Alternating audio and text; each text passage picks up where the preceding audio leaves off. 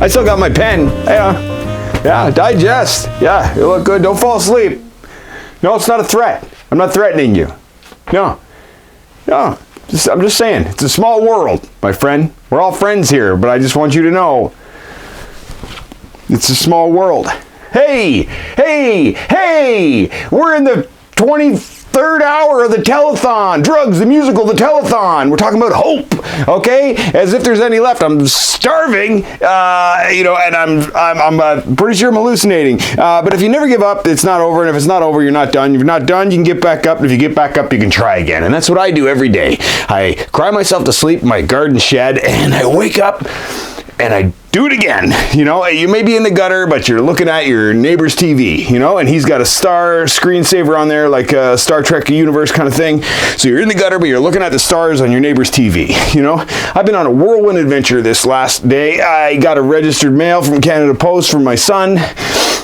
Rushed down here, got pulled over by the police on the 401. I went to a homeless shelter after getting in a fight and losing all my clothes, fighting a young entrepreneur down there at the Albert Gardens. I had some ketamine in my milk. I think that's the ritual to jump in at the shelter. Even though it's faith-based, I don't know where the priests were, where that was going on. An old man named Earl took my eyeball with a yogurt spoon. I get it. It's a metaphor now. I understand. Keep your eye on the prize, right? The apple of your eyes. But it's my son's telethon, right? Eye for an eye. And we're all blind. I don't know who said that. Gowan?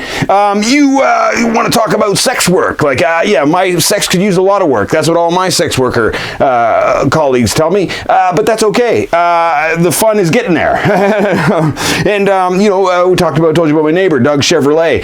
He's a real piece of work. He's up there with my friend Ronnie. Hell, he calls him Ronnie. I always called him Ron. It's Ron Maroney. That's his name. Have some respect. But they give each other nicknames. Like, hey, Chevy. Hey, Ronnie. Hey, Dick. Hey, what's going on, Dick? They don't want to let me even stuff a squirrel. That's okay. They killed my dog. And, karma is a bitch. We talked about my ex-wives. I don't know why. They always come up. I suppose there's some, unresolved issues there. They wouldn't answer my calls, so I don't know why I gave them any screen time on the telethon, right? We're the ones phoning the zone. Where are they? Probably donating with all my money, but that's good because that's what I would do if I still had it. We're talking about harm reduction. Hold on a second. Could you just tell me, is this... Yeah, well, okay. Harm reduction. We're reducing the harm is what we want to do. I got really bad knees, but I got good elbows. I don't know what that means, how it helps with gardening or laying bricks or any kind of manual labor, but you got to put the elbow grease in and you got to do the work, and that's what all these good people are doing. There's a million of them. You heard from a million people. I've learned everything. My eye is killing me, both of them, because I've been looking at a screen and these lights are crazy. I'm really hungry. I'm feeling weak, but that's okay. I'm here for it. Just kidding. I want to, thank everybody for submitting, and thank everybody for donating. Donations have been coming in like crazy. Everyone's busy back here. Except, I got to tell you though, I'm not kidding. This guy, I'm sure he's pretending to talk on the phone. Look at him. Can we just all take a minute? I don't mean to center you out, but right? But the rest of them are busy, so yeah, that's good. It doesn't matter. I shouldn't have done that. That was bullying, and now that's a whole other telethon. Please don't make me host it. I don't have it in me. I want to, I don't know what I want to do now. I want to just lay down and die. But we can't do that because the lights are still rolling and the cameras are still on. So it's action time from old Richard Troches. I don't know my life has been a joke. I threw it away. I had every chance in the world, and I threw it away again. And then I just did that with all my time. I just threw my life away. That's my cross to bear. It's not your problem.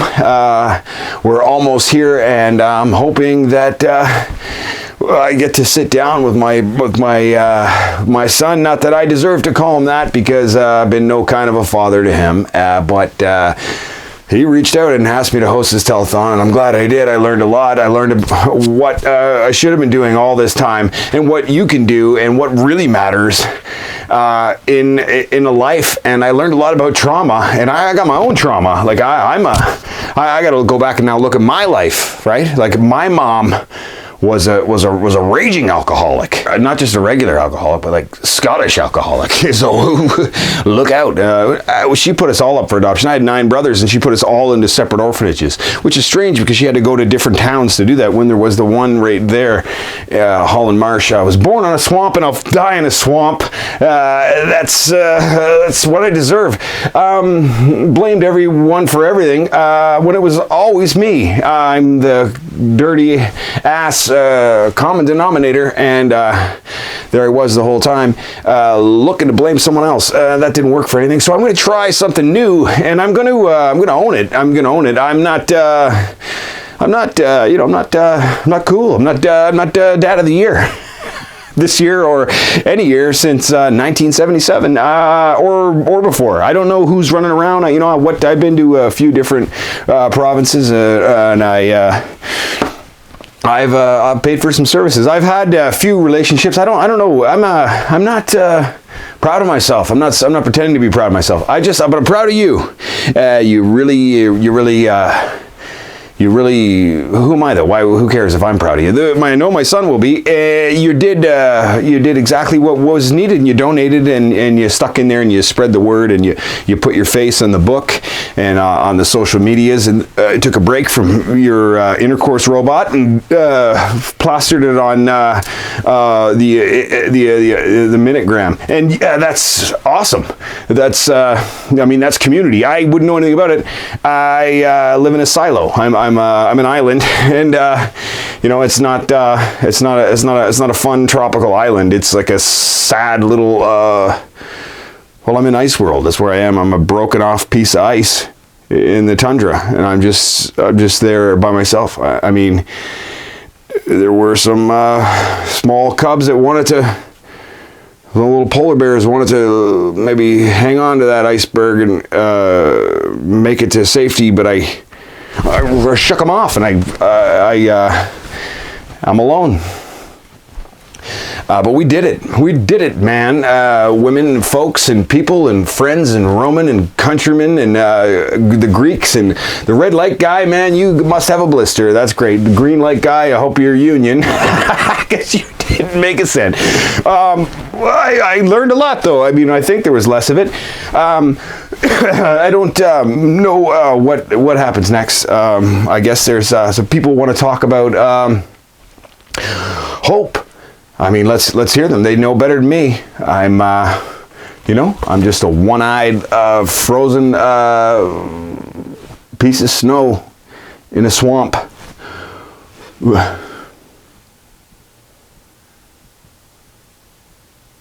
What is it about this culture that makes so many of us unhappy, sick, alienated from ourselves, unkind to others, unkind to ourselves, frustrated? And of course, what it is that contrary to this idea of human nature, in the movie that you mentioned, Zeitgeist, we discussed the issue of human nature. Is there human nature? So there's one idea of human nature, which is what this culture promotes, is that human beings are by nature selfish and competitive and aggressive and just out for personal gain and domination. Now there's another view of human nature, which is that there is no human nature, that we just sort of a tabula rasa, or which means an empty slate on which you can write anything you want. So this used to be one idea, and particularly in the 40s, 50s, there was this idea of kids, you can just train them into anything. You can program into anything by behavioral programming. So that basically we're empty, we're devoid of any internal nature, so it's whatever we happen to learn. But there's a third view of human nature, which is so on the one hand you have this view of competition, aggression, on the other hand, this empty slate. There's a third view of human nature that we're actually wired in certain ways. We're wired for contact, for love, for connection, for generosity, for connection with the larger whole, beyond the small ego, you know, we're wired for universality and all that. And then whatever conditions interfere with that is what creates the dysfunction. So then from that point of view, if you have a society that promotes selfishness, that promotes competition, that promotes aggression, that promotes people feeling dissatisfied with what they have, that always says more and more and more, that always says that people are only worth what they produce or what they own, or it's only matter that matters, it's materialistic, so that our form, whether you're pretty or handsome or toned or flabby, that's what defines who you are. Well, if there's a human nature that's quite contrary to that, then creating a society that goes against human nature is what creates the suffering. So I would say that what creates the suffering is that we live in a completely unnatural society that actually tramples on what it means to be a human being, and that's the essence of suffering. And there's so many ways in which our society does that.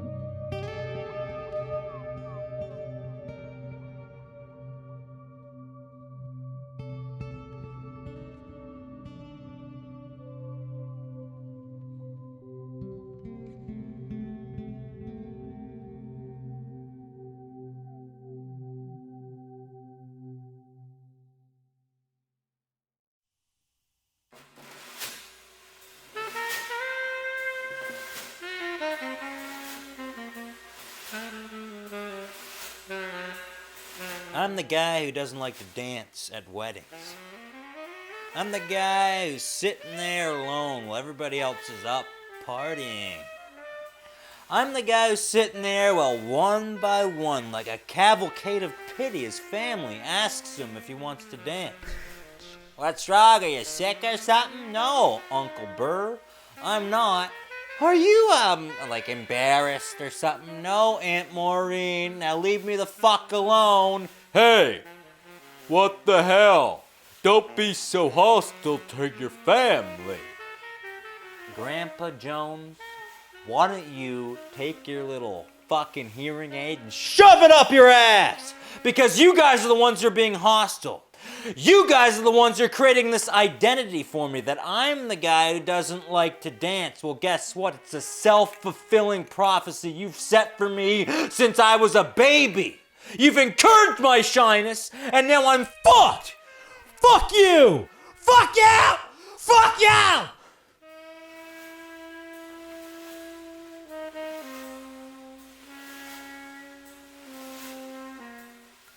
Listen, I'm sorry, I just want to dance.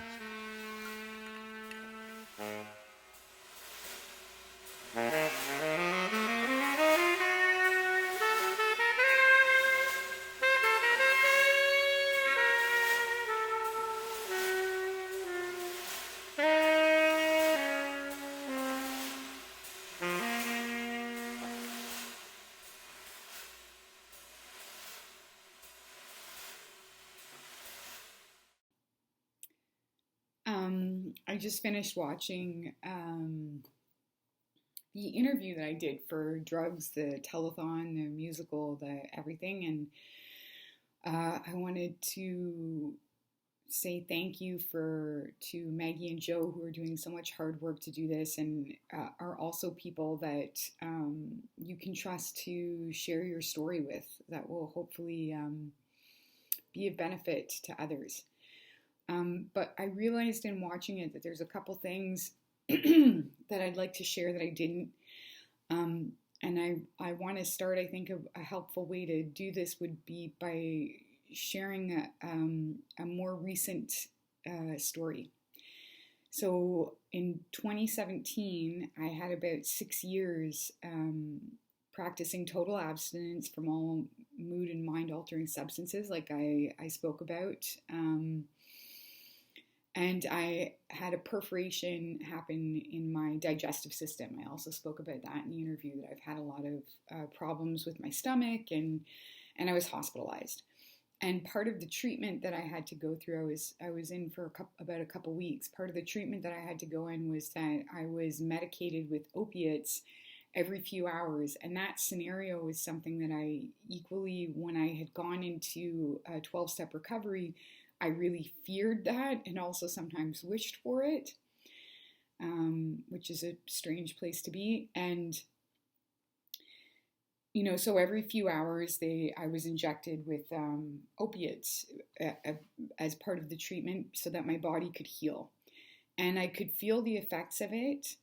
And at times when I thought, when I'd really struggled with being abstinent, I thought, oh my God, I just wish I could go back to that. I wish I could go back to using. I wish I could go back to that kind of pain relief. And then when I was in a situation where that was happening, it was awful. It was not like I remembered. I was itchy. I couldn't think properly. I was nauseous. I didn't want to see my kids in that condition. And I remember laying in the hospital and having this moment of clarity where I first was thinking to myself, like, I cannot believe that for years I preferred this. This was my preferred state of being. And all the things that I did and that I went through to maintain that. And then I had this profound kind of realization or sort of realization where my heart just broke for that young girl, for that young woman that I was, and the enormity of the pain that I must have been in, that this was a preferable state to be, that this pain medication is what I needed to exist, because without it, I couldn't handle surviving the kind of pain that I was living through. And it's a pain that I honestly can't even remember. I remember laying in that hospital bed and just sobbing because I thought to myself, like, I can't, it's like childbirth. Like, I can't even remember how significant that pain was to need to medicate it to that point and for that long. And that's a realization that came about 20 years after I was using opiates. And so I wanted to share that because I wanted to say, first of all, if you're somebody that's out there right now that's using, and you might not be aware of the kind of pain that you're in, and you might not believe that there's a way to live without medicating that, but there is, and keep trying to survive. The other thing that I wanted to say to that, though, is that my story is really unique. One of the things that I perhaps didn't make clear when I did the interview with Joe was that I was offered a job, by someone that was working in Much Music, which is miraculous. That never happens. And that was a huge factor in me getting off the streets, because it gave me purpose. It gave me something to show up and do as I started to transition off of the streets, get involved in a methadone program, and make changes to my life. And the final thing that I want to say about that is, on a broader level, to people who might be listening, I think what's important to realize is that all of the work that I've done has taken so long, and I think changes need to be made to laws and policies. I was a young white woman that had Canadian citizenship, that was pretty articulate. I have had the opportunity to reconnect with my family, and I don't know where I would have been. I got a one-in-a-lifetime chance to get a job, and I had people along my story who broke the rules all the time, whether it was a nurse or a street worker or a social worker, to just give me that little extra chance.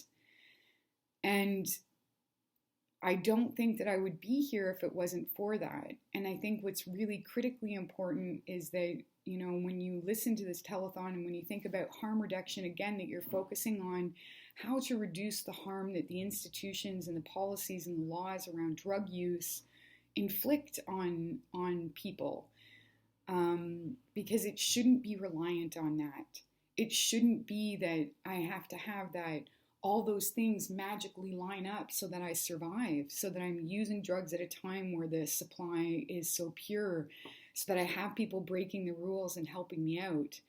We need to have policies and laws in place that protect people, you know, that protect people, because drug use has been around forever and it'll continue to be around.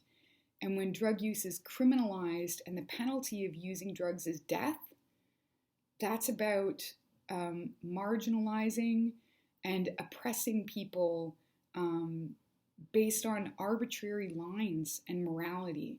It has nothing to do with drug use. And I think that's it. Thanks so much. Bye. Oh my goodness, I'm gonna make some cookies. Everyone's gonna like cookies. Yeah, I know everyone likes cookies. Hey, Brian, can I have some cookies too? No, you're not gonna have any cookies. Only other people can have cookies, not you. Hey, how come Toast gets cookies and I don't? Well, that's because, you, So I am currently working on a children's series. It's activity books, so it's supposed to be fun and playful. A lot of, again, play therapy within that. But it's just to help children, recognize their thoughts, recognize how to deal with intense emotions, assertive communication, how to form boundaries, how to strengthen their resilience, but also their support systems around them. This is a huge, major project for me, just because children are kind of the answer. If we can stop traumatizing our children and teaching them how to, you know, deal and regulate with because stress is part of life, right? There's no getting away from it, but I feel that we really don't equip our children with the resources or tools they need to overcome these. And especially when you're in a family of abuse or neglect, you don't have the support to really overcome this. I have a metaphor that I kind of use for this, is that our bodies are very complex machinery. They're like cars. And most people have other people, like family, to help them drive their cars through life, how to fix it up. But then there's a few people who don't have that family support. So when we get in car crashes, we don't know how to fix ourselves. And we don't know, we don't even know that we're broken, because no one's telling us that sound is not normal, or, you know, right? So we just keep driving along, and usually because our car's broken, we start crashing into more things, right? And then we get to adulthood, and then it starts to become really apparent that, you know, we didn't have the same help that other people did have, and that other people had all this support in, you know, fixing up their cars, right? Or, you know, this intense, complex machinery that we're driving through life. And that's really why I started this series, is because this allows children to be independent, right? To gain that knowledge that our schools aren't teaching them. Again, being a recovering addict myself, I have, you know, a plethora of mental health issues from trauma. It took me till 22 to learn very simple concepts, and I had to be in the hospital, and it just kind of hit me. It was like, why do I have to be in an extremely bad place to learn this? Why did I not learn this growing up? And because our education systems are not taking initiative, I decided to take initiative instead. Because really that's how we're going to get through this. I think, we can rely on our government for some stuff, but really it comes down to people helping people, right?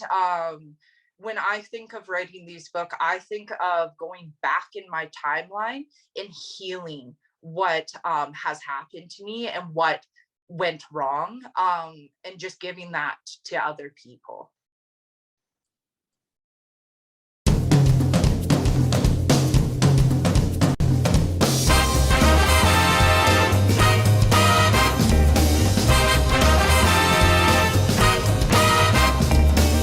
Let's hit the town, get dressed up to the nines. We'll find a club, drink a little bit too much wine. I'll take you by the hand onto the dance floor, show you every move I got and leave you wanting more. Don't wanna stay at home tonight, sitting on the couch could start a fight. I just wanna dance, I just wanna dance.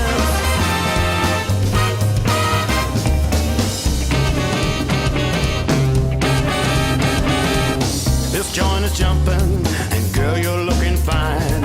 Swinging in that hot dress, put your body next to mine. Can you feel the rhythm beating up from the band? Stay with me the whole night through, and I'll be your loving man. Don't wanna go home tonight, we're already here, so let's do it right. I just wanna dance, I just wanna dance. Let's make romance,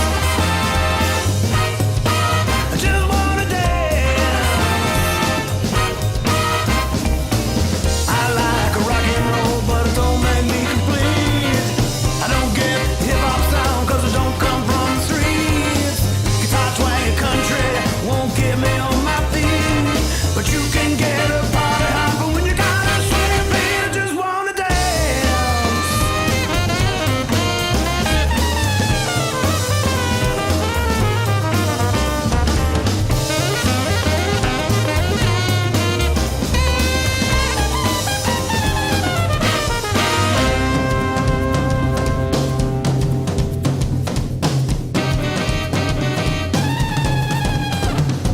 Girl, you make me crazy when you move your hips that way. We can do the bump and grind until the break of day. Don't wanna go home tonight, we're already here, so let's do it right. Just wanna dance, I just wanna dance. Make a little romance, just wanna dance. I just wanna dance,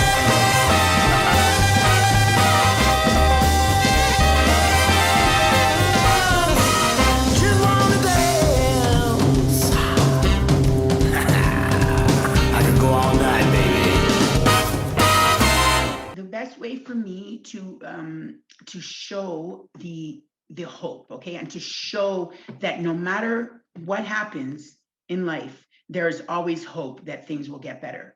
And how do I relate this to people in general that don't know me and don't know my story? And my story, I can't tell it here in 10 minutes. I can't tell you even in 45 minutes. I can't tell you my story, but I can compare. Like, I can show you the comparison of how my life was before and how my life is today. So if I just show you a couple of those, then you're gonna get it. You're gonna get it, okay? So what happened to me, so my clean date, as they say in recovery, is May 1st, 2014, okay? So before that, so let's say before May 1st, 2014, right? I didn't have 2 pennies to rub together, as they like to say, right? I didn't have anything, or anything I had was used on drugs, right? Was used on my addiction. So I would wake up, if I even slept, whatever, but I would get up in the morning, after sleeping or not sleeping or whatever, and I would have $0, right? I would have nothing to eat. I would have no cigarettes. I would have, just zero. Like that was my life, right? Before. And I would even, and so this is something that I tell people because I needed something to smoke, right? If I couldn't have my substance, then I needed something to smoke. So I would go to the bus stops around my house and pick up cigarette butts. And the bigger the better, right? Because that would last. And that's what I would do, after, when I had no more options to getting more substance, well, then I would go get cigarette butts at the bus stops. So that was what I used to do before.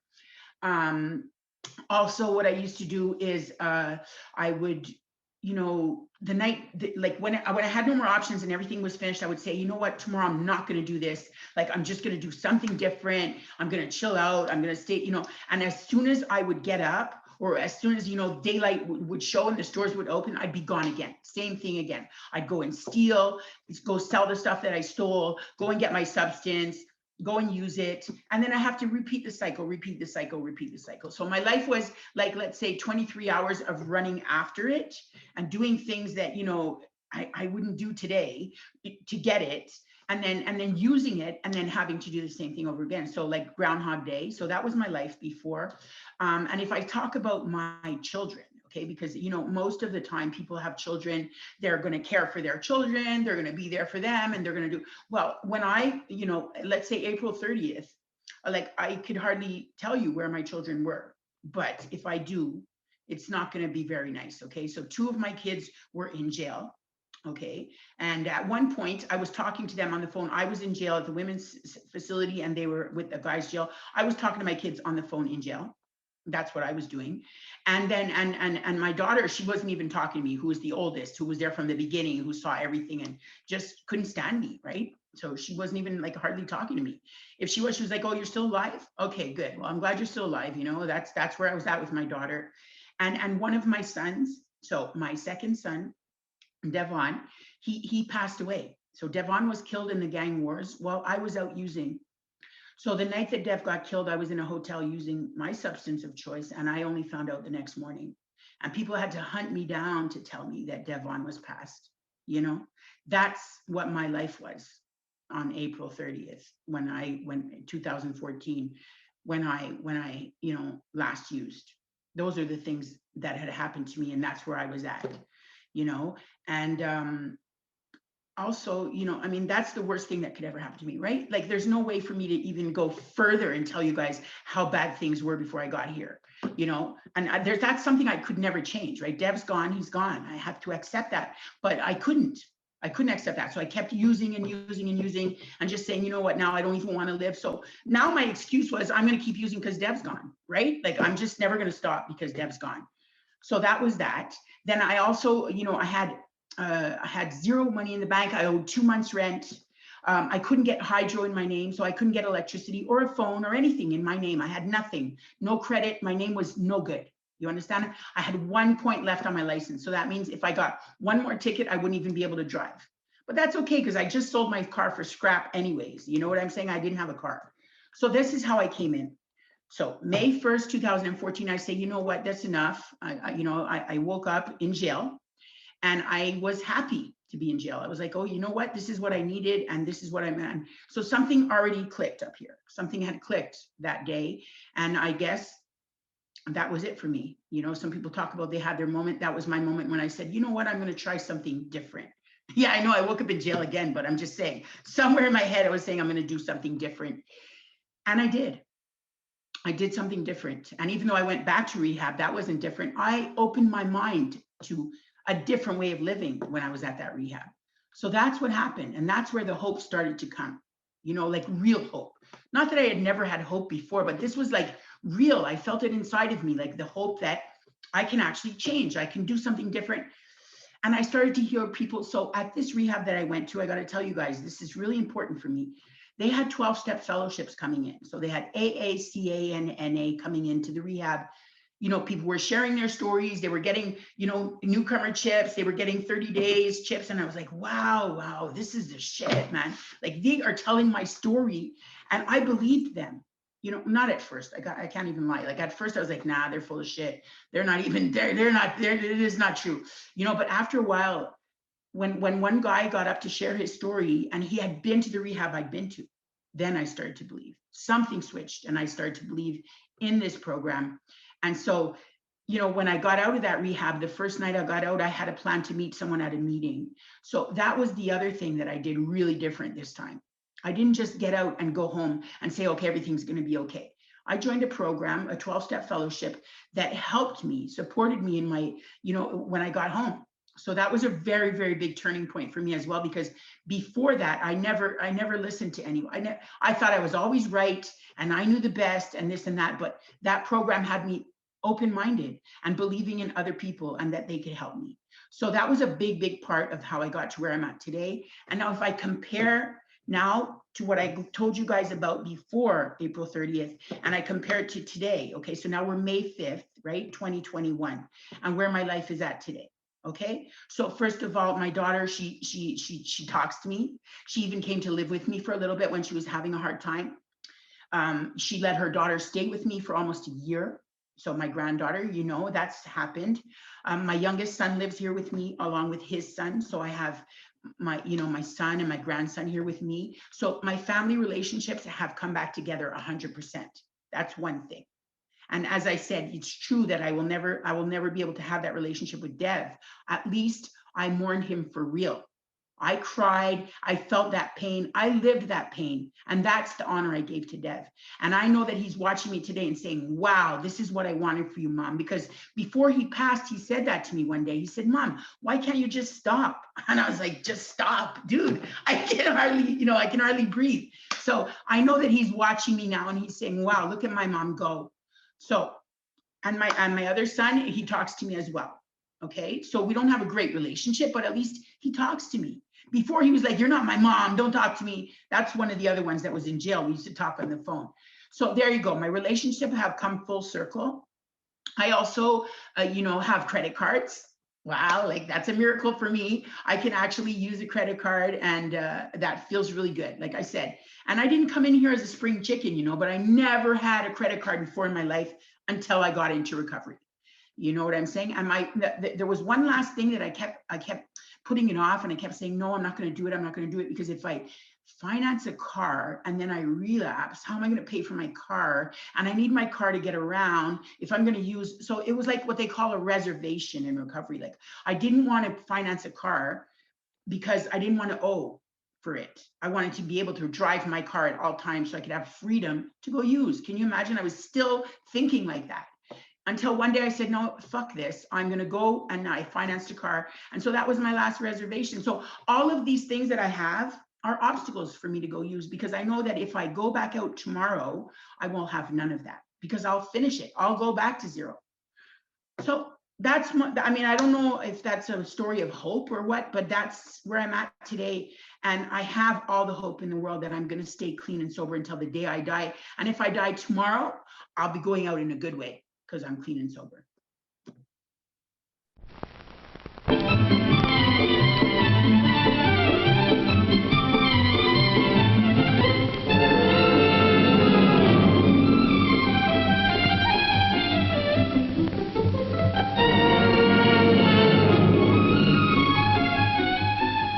Hello, Eileen. This is Jean. I just had a letter from my brother, and guess what? He's bringing his roommate home from college. Mother said we can have a party for him, so I was wondering if you could come over tonight and help me plan it. Yes, Nora's coming too. This is one party that just has to turn out right. Well, the purpose of a party is to have fun together. And a successful party needs planning and skill. Whether it's a special carnival designed for gay entertainment, or a game party in a home, a birthday party, a holiday party, they all take planning, and they should all be fun. Now, the party Jean, Nora, and Eileen are planning. What of its purpose? The main idea is to introduce Steve to the gang and show him a wonderful time.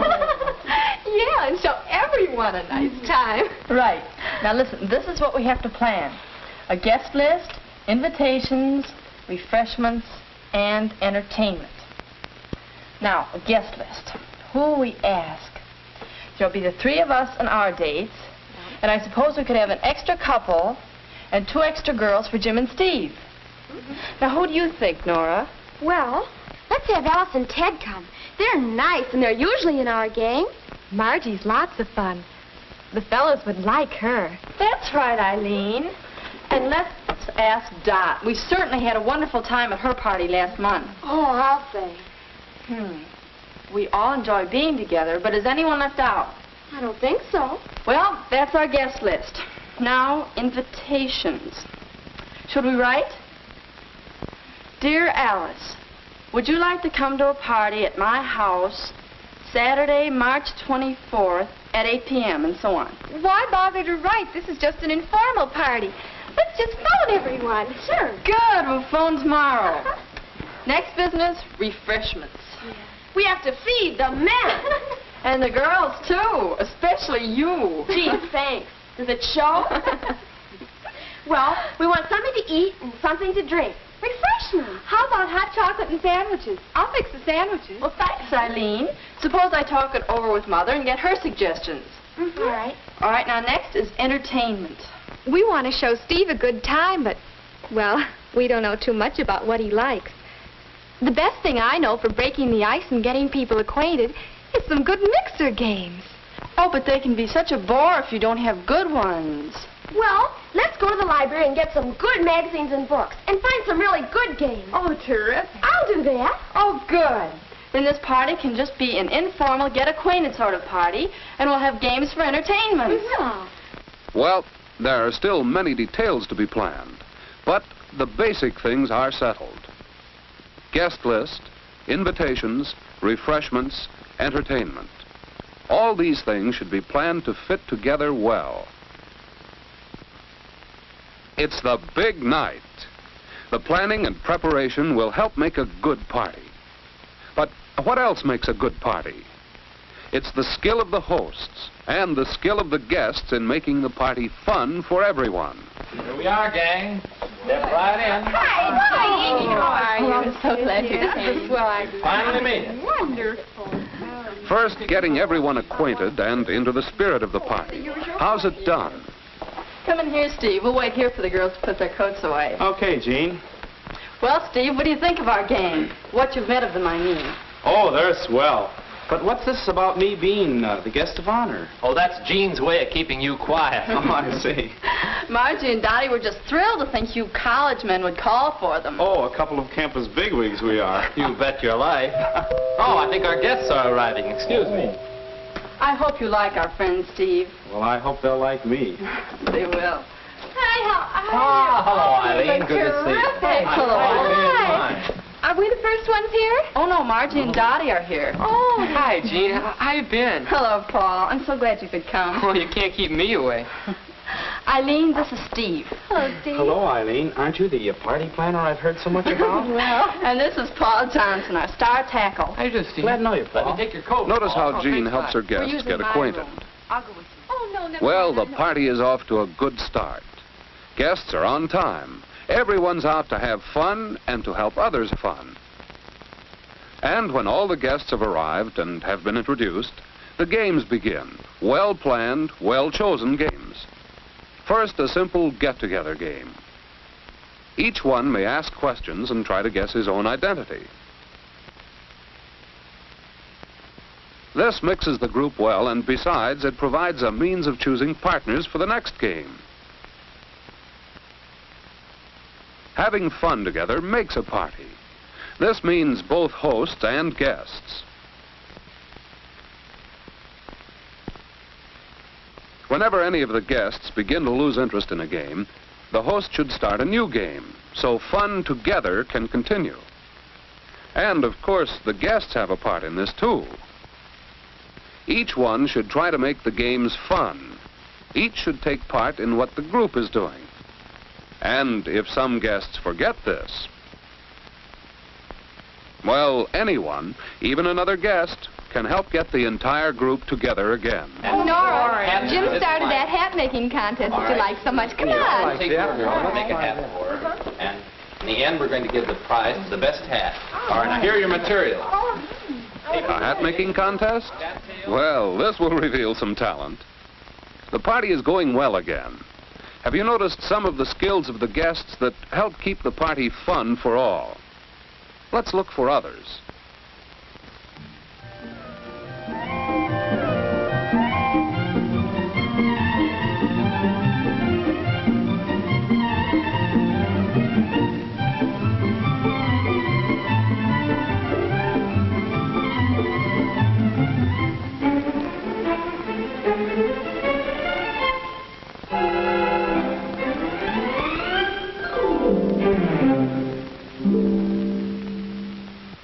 And did you ever play rhythm? 1-4. I can think I'm 4-1. free again. Not on rhythm. 1-3. 3-2. 2-7. 7-2. Oh, no.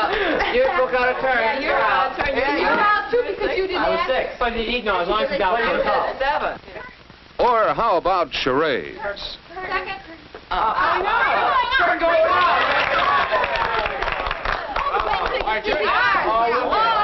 We really have a good one. And then, at just the right moment, Is anybody hungry? Everything's ready. is anybody hungry? Well, a little snack certainly is pleasant about this time of evening. Simple food, buffet style, an informal way to serve refreshments. Each one can serve himself and help the others too. And while everyone finishes eating, a little more spontaneous, unplanned fun.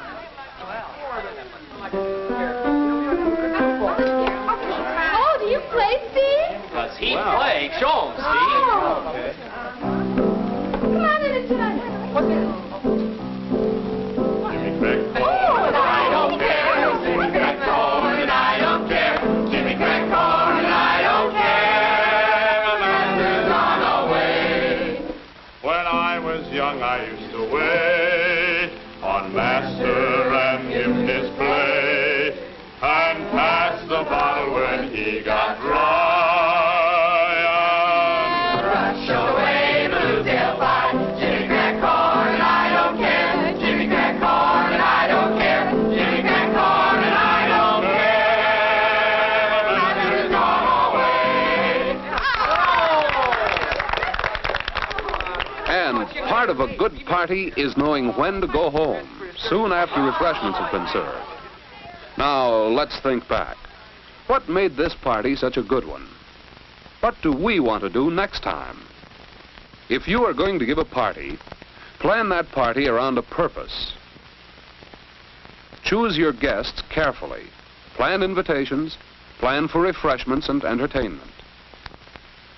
Then, practice to be a skillful host. Make sure the party is fun for everyone. And when you're invited to a party, practice the skills of a good guest. Be on time, ready for fun. Take part in the party. Help everyone around you to have a good time. Leave on time and courteously too. Thanking your host sincerely for the good time you've had. All these things help to make a good party. A party that's fun for all. I've been lucky because I worked with youth and then I got in trouble and got kicked off the youth team for something stupid. But anyway, and so I actually got to watch a lot of people grow up. Like I've had relationships with people from the time they were like 13 until they were 35. And most recently reconnected with a guy who I guess his life got saved because he quit using drugs. He's not someone I necessarily would have thought would have survived. He would definitely not be someone I would have laid my money on. But he's alive and he's sober and he's working and he's got his like first new apartment as a non-user. And so, I mean, I think it doesn't matter. Like, it doesn't matter how low you go when you decide to make that shift or that change, and whatever happens to get you on that path, or whoever happens to get you on that path, it can happen. So I'm talking about a guy that I knew from 18 to 40, and up until 3 years ago, like, I didn't even know how he was even walking this earth when he was alive, you know, when he was using, you know, and now he's like doing his thing and he's happy and he likes it and he's just shifting. So I think you can shift when you want to shift and just grab onto somebody, and you have to trust people.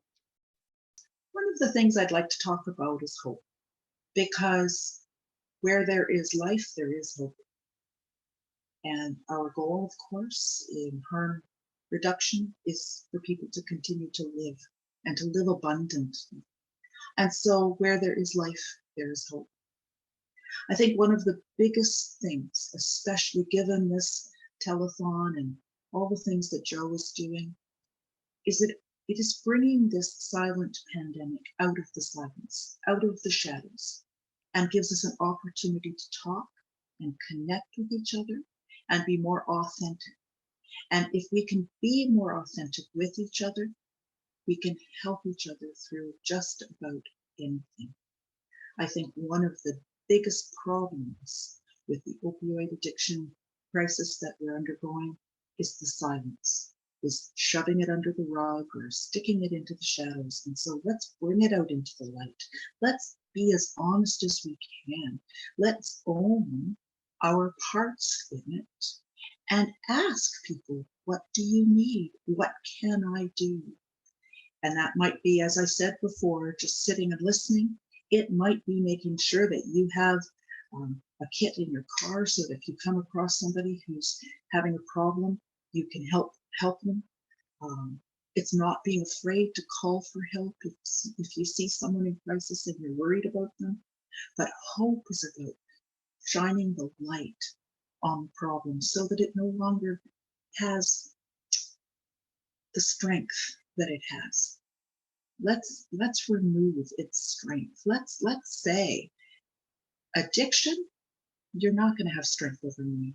I'm going to make it part of my conversation, and I'm not going to be afraid to talk about it to people. First of all, I'm like, safe injection sites are amazing, but I'm like, not having them is such a regressive thing if there's drug use in your community at this point, where I'm like, fuck, you guys are stuck in like 1998, you know? And then you get to Vancouver and I'm like, oh, everyone's like, you got a fucking vending machine that gives people Dilaudid and shit. Like, this is the most progressive place in the universe. But I'm like, there's still the same root issue, which is that the war on drugs is causing like extreme market volatility in the drug supply, and it's just wiping people out. And I'm like, no matter how many, you know, medical interventions you have an overarching piece of public policy that is just murdering people. So I'm like, that's got to change. But I'm like, again, no political will. So to Dolph, it's just like, poke the bear, poke the bear, poke the bear, see what gives, you know? Because I'm like, every other option, even working in the government, talking to the federal minister of health, you know, having some political power to be able to do that, totally ineffective, you know? So then it's like, then you just go to direct action. And I'm like, sucks. At what point do you run out of a supply of drugs? You know, like, how much drugs can we actually get our hands on? Because drugs are fucking expensive. That's why we're doing all this fundraising. Because I'm like, I don't have any fucking money. Like, look at me. I like work for free, baby. So I'm like, you know, like, we need money to get the drugs, but there's going to be a point, like, I'm like, where are you going to get 45 pounds of heroin per week or whatever? Like, you hit a point of saturation where it's just like something has to change. But I'm like, we're so not there yet. And again, I'm like, you know, I don't want to be arrested. I want nothing to do with prisons or police. I don't even want to be doing this again. But I'm like, if that's what it comes to have to change this, like, it's just something that someone's got to do. And if it's, you know, ends up being us, that's horrible. But it's like, we get the money, we buy the drugs, we see what kind of scale we can get that up to. And then we see how and if we can get it to function in other places in the province, you know. I do know that for a while, even in places like Victoria, they've had clandestine compassion clubs where they've had agreements with the like Vic PD and shit, you know, to run this kind of model. So just like I'm not, we don't make any money. We're not criminals. We're not a criminal organization. This is like a health intervention in a crisis at this point. So I'm like, how big can you push the model until you either get in trouble with the law, get in trouble with the gangs, or run out of the supply, like you can't buy enough to meet the demand or the amount of money you have, you know? You have this like insatiable Chthuluc demand for heroin, and what people are getting is like PCP cut with fucking altilzapram and fucking, you know. I'm like, the whole situation is so foobarred, and then you're in the middle of it just being like, fuck, it's up to me. No, I endorse the whole continuum of care. Like, everything works for someone at some point in time. My issue is it's just like, after overdose prevention, I guess you have things like, and you know, you have medicalized safer supply, so injectable, dilaudid, you know, whatever pills. Same with all the OATs, so like whatever metadol and methadose and blah blah blah. You know, you have all that shit. You know, personally, the government gives me fucking amphetamine pills, so I don't do illicit stimulants. But I'm like, I still do illicit stimulants. I don't know. That's not the way this works. I'm like, I'll take your free government cheese, but also I'm gonna, you know, get what I want. So kind of, you're just like, you get to that point, and then they're like, we can't fucking give people drugs. You know, they're dangerous. So it just like drops off. So my issue is like, bring that piece up, and then you know, from abstinence, which I'm like, if that's the way you got to roll, that's the way you got to roll. If, you know, to me, I think recovery is like a very broad term, because it's like you can fall into chaotic patterns of substance use, and you can fall into like manageable, you know, livable, whatever your fucking deal is. Or you can just be doing drugs for fun. Like, there's so many different reasons people do drugs, that I'm just like, you gotta get people safe drugs, because the drugs themselves are what's killing people, you know? And nobody wants to do that. But I think another interesting thing is it's become such a medical issue, you know. The people that are blocking this are like the College of Nurses, College of Physicians, College of Pharmacists, blah, blah, blah. But I'm like, could you imagine if you had a conversation that was like, should alcohol be legal with the College of Physicians? They're going to be like, it's super fucking dangerous and horrible for people and horrible for society, whatever, you know? So I'm like, there's some kind of crazy disparity where with like opiates or amphetamines or whatever, it's good to have them in the conversation. But for other things like, you know, alcohol, they're more sidebarred, you know, in the public's interest. I think they're, you know, just trying to kill people. I would love it. I don't care. You know, there are people that are like, oh, this is an issue with capitalism. This is an issue with this, that, or the other thing. I'm like, I don't care if some massive pharmaceutical company comes in and is like, we have the monopoly on this market. Fuck you. We're going to make $1 billion. We're going to have Joe the Camel marketing heroin to kids. Like, I'm like, frankly, I don't give a shit. As long as people, you know what they're getting and how to use it, and aren't getting like smashed up in this human pulp and paper machine, you know, into this like paste of nothing. Because I'm like, I'm just like, if you aren't around the death, you just do not understand. And then I'm like, it's like anything else. I'm like, if it doesn't affect you, you shouldn't have a say in the political matter, you know? Yeah. And everyone fucking thinks it affects them. But I'm like, nah, it doesn't, man. Like, your kid's not going to start shooting dope just because it's legal. I'm like, does your kid smoke? No, everyone knows smoking is fucking awful for your body. You know, and we don't have that kind of public education around drugs, and we don't have the infrastructure or the systems built out. So this is kind of what you get, is just mass death. We're just trying to get as much money as we can and send people as much safe drugs as we can until something changes. Like, literally, it's like, everyone's dead because their drugs are dangerous, and the DOLF is just like the thing that is like, we'll get you safe drugs. And we will not take a profit or be like skimming money, you know, that's not, we're just about keeping people alive. So if, you know, people want to help the cause, they can go on our website and give us their money. It's funny because I'm like, I know many of the people that are donating monthly right now are like low level, you know, frontline OPS workers, like peers, that kind of stuff. And I'm like, if only the heads of all these gigantic organizations, you know, who say they care, who are on record saying they care, I'm like, give us $1,000 a month. You make, you know, 120K a year, whatever. Like, you're profiting off these corpses. Like, give back to the thing. But nobody's done that yet. So to any rich people listening to this interview, give us your money, please. We need money.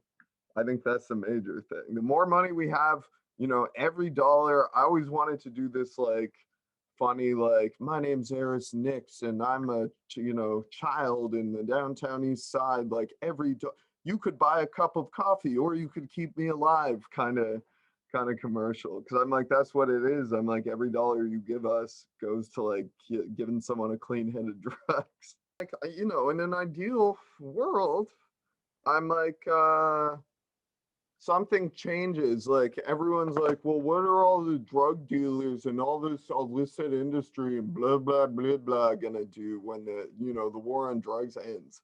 First of all, that's a preposterous reason not to end the war on drugs. But second of all, I'm like, well, what, we would all stop dying and then we could all work together and actually see each other and like build a better world. Like, what the fuck is wrong with people, you know?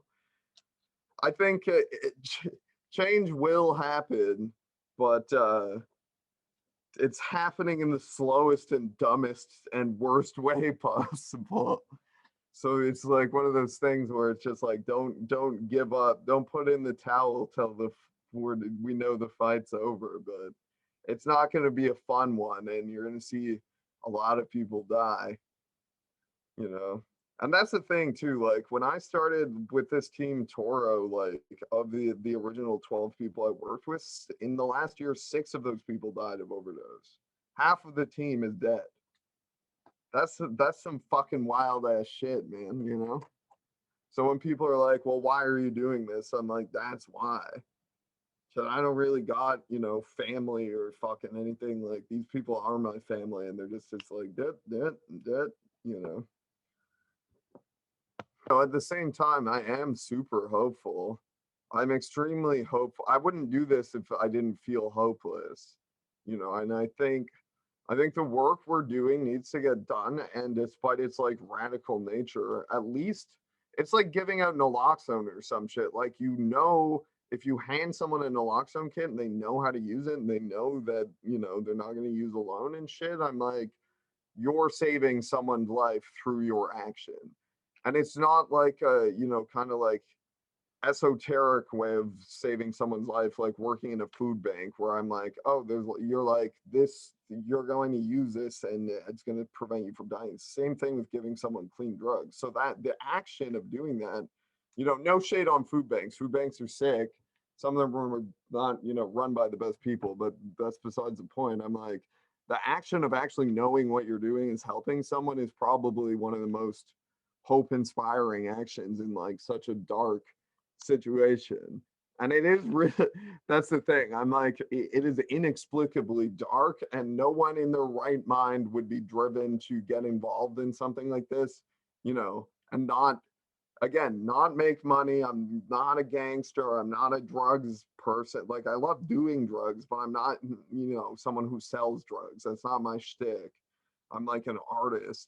So I'm like, being involved in this shit, like nobody in their right mind does that for fun, you know, or to like get their name in lights. Like, I'm not trying to even get famous. Like, I hate the fact that if you Google my name, it's like whack job in Vancouver giving away drugs. But I'm like, that's what you got to do. If that's what has to happen, that's what has to happen, you know. my God, I could give so many shout outs to so many people. I mean, Jeremy Calicum, huge, the other like key organizer with Dolph, and you know, his partner Sarah, you know, the folks at Ops like Trey, Ashtray, you know, BC Yukon people, Ann Livingston, Erica Thompson, Hawk Feather, you know. I'm just like Bandu, Simona Marsh, Laura Shaver. The list just kind of goes on and on and on. Yeah, we're doing a radio show on Vancouver's Co-op Radio. So if people kind of want to follow, there's a lot of like Dolph information that we do on there. So that if you just look up OPS Radio, Overdose Prevention Society Radio, that's Mondays at 8. But all our episodes are like backlogged because like a podcast or whatever. I mean, that's not really. I'm not a podcast person, but for those that are, you can listen. And yeah, the next episode will have a spotlight on this Sustainer donor campaign. I'm not sure when this telethon is running, but check that out. Oh, we also do like a cool outsider musician project called 100 Block Rock, where we find like, you know, street musician people that have never entered a studio before who live in the community and do super high fidelity recordings of them. So we're gonna be doing another round of that soon too, so you can check that out. Lots of stuff, too much stuff happening. I never sleep.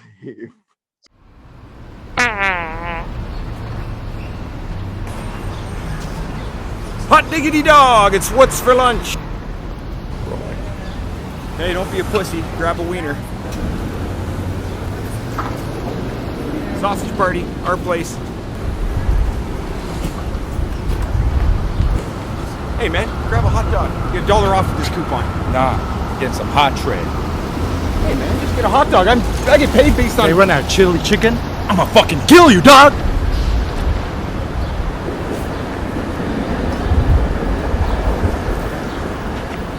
Hey, grab a wiener.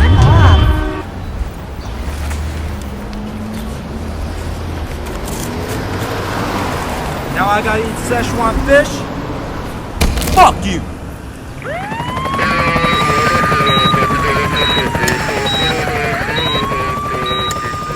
Whoa, not so fast there, wiener boy. Am I in heaven? Technically, you're outside of heaven, and judging by your life, looks like it's gonna stay that way. Well, what seems to be the problem?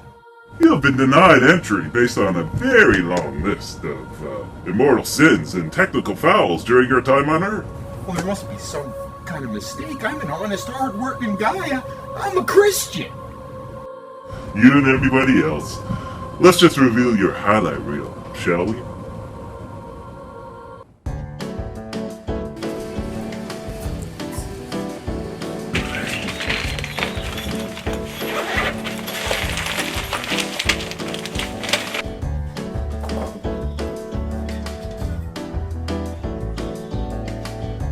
These were all clearly victimless crimes. I prayed for forgiveness.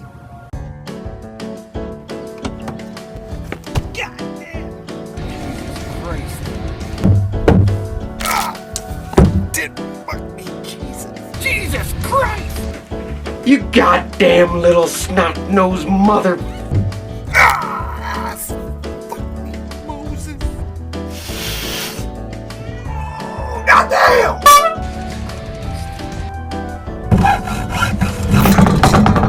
Joseph fucking Mary on a handmade wooden table with a crucifix. Okay, I admit this looks pretty bad. But what about all my years of service to the church? Doesn't it say right in the Bible that the only unforgivable sin is speaking against the Holy Spirit, thereby rejecting Christ? I denounce the Holy Spirit and thereby reject Christ. We reviewed your file at tribunal, and all was to be forgiven. But then we reviewed your flatulence file. The big guy upstairs has a particular disdain for those of you that expel excessive gas, wind, and vapors publicly. Oh, you gotta be kidding me. He made us like this.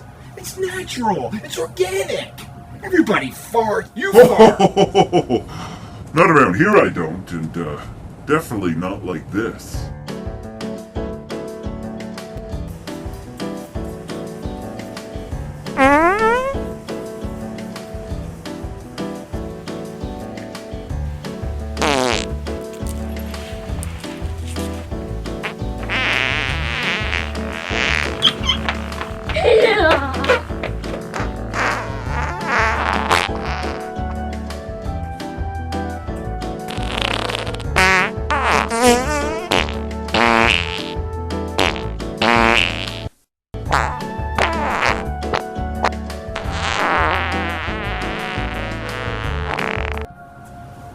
so I'm guilty of a few public farts. It goes on like this for an hour and 47 minutes. What do you have to say for yourself? Holy cross of shit! Jesus, go to hell! Go to hell! God. Ugh.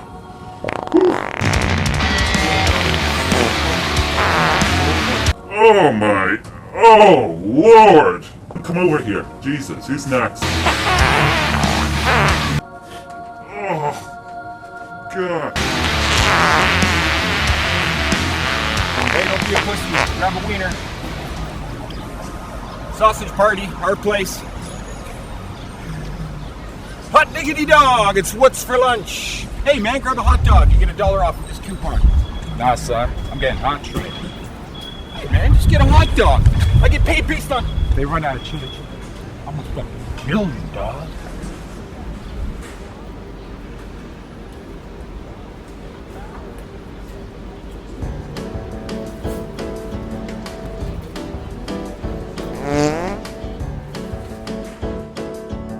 Next. You, next!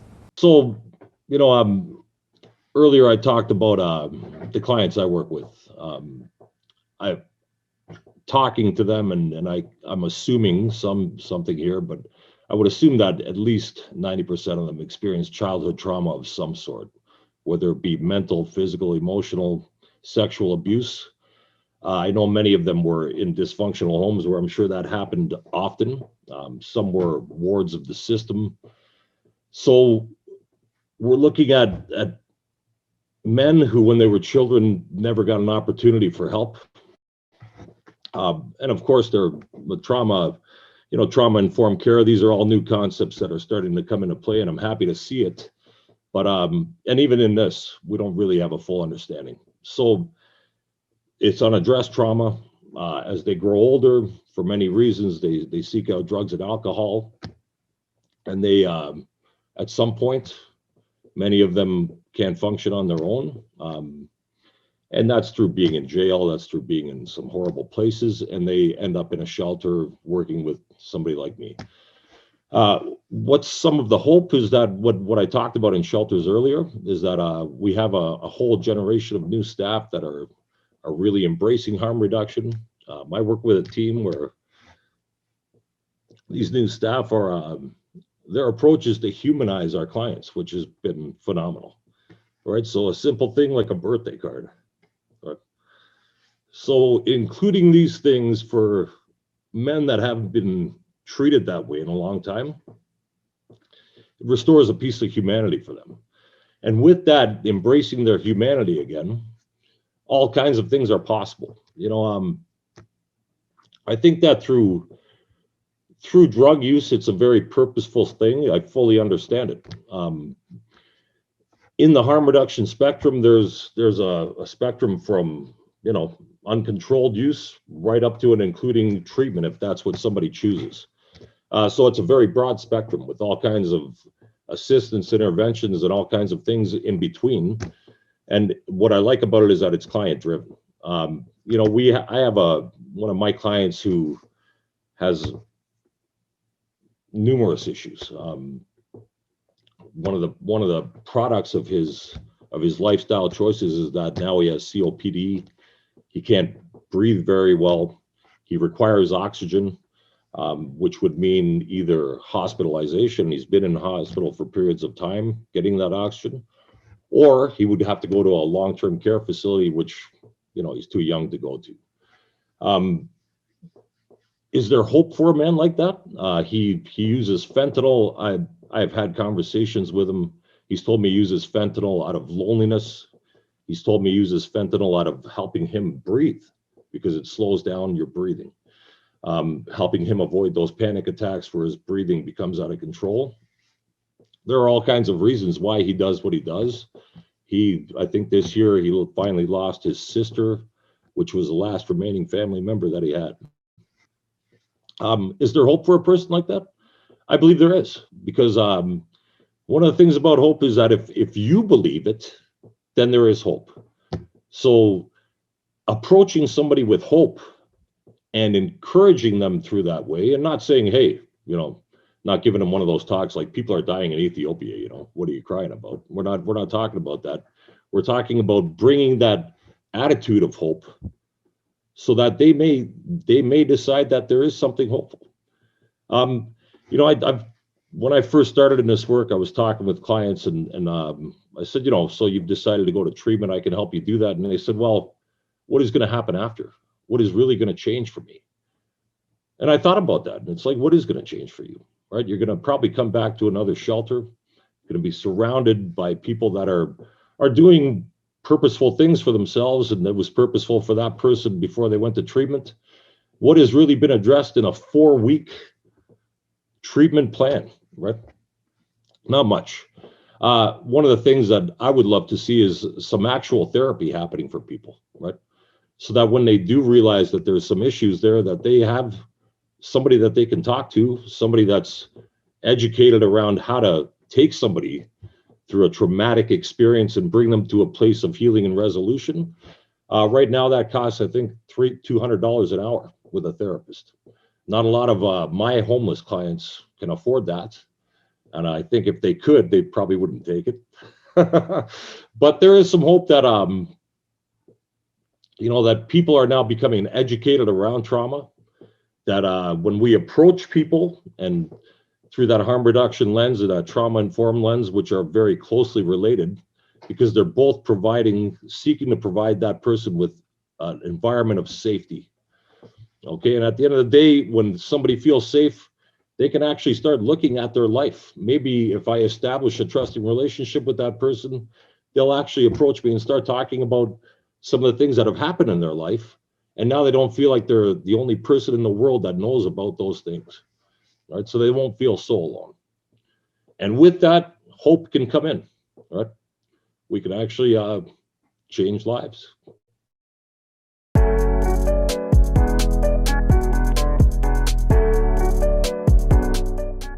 Welcome to LifeGuard app, a life-saving app designed to combat the opioid epidemic.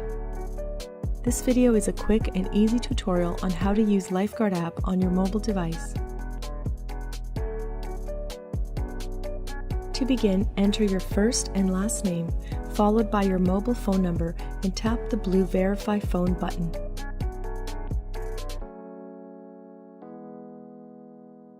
You will immediately receive a text message containing a 4-digit code. Enter the code on the verification screen in the app and tap the blue Verify button. This step is crucial to using the app and ensures that emergency services can call you immediately upon receiving an alert.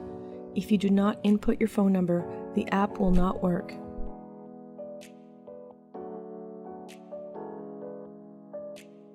Next, you will be presented with a warning message reminding you that, when using this application, it is directly connected to emergency services. Please remember, if the alarm sounds and is not deactivated, emergency services will be contacted. Tap the blue I accept button.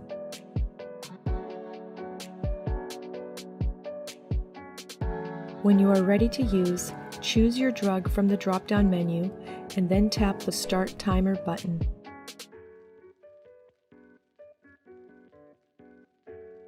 Before the timer begins, you will be asked to confirm your address. This is simply your phone's GPS confirming your exact location in order for emergency services to find you if needed.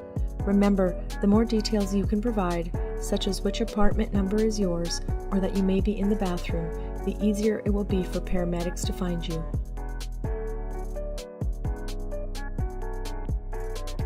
Once the start button has been tapped, the timer will be activated and begin to count down from 1 minute.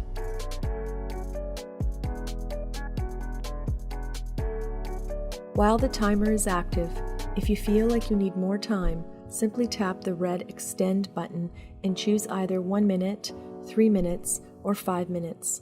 Keep in mind that you can only snooze the timer once per session. With 10 seconds remaining, an alarm will begin to sound and get progressively louder. Tap the white Stop button to silence it. In the event that you are unable to tap the white stop button, LifeGuard app will automatically contact emergency services by calling 911. Emergency services will call your mobile phone immediately to confirm that you are okay. If you don't answer, an ambulance will be dispatched to the location that you confirmed when launching the app. LifeGuard app's alarm will continue to sound as it will help paramedics determine your exact location. If you are feeling like you need help and would like to speak with someone, we encourage you to tap the blue home icon at the bottom of the screen. The main menu will open and you will have the option of being immediately connected to 911 emergency services, 811 nurses line, the suicide prevention line, or the crisis intervention line. Using LifeGuard app should always be your last option. We encourage you to use in a safe place and with a friend or family member close by. Over 90% of all overdoses occur when users are alone in their own spaces. We would like to remind you that LifeGuard app is not a toy and it will dispatch an ambulance to your location if improperly used. LifeGuard app is available for download on the iOS App Store and Google Play. To learn more about how we're combating the opioid crisis, visit us online at lifeguarddh.com.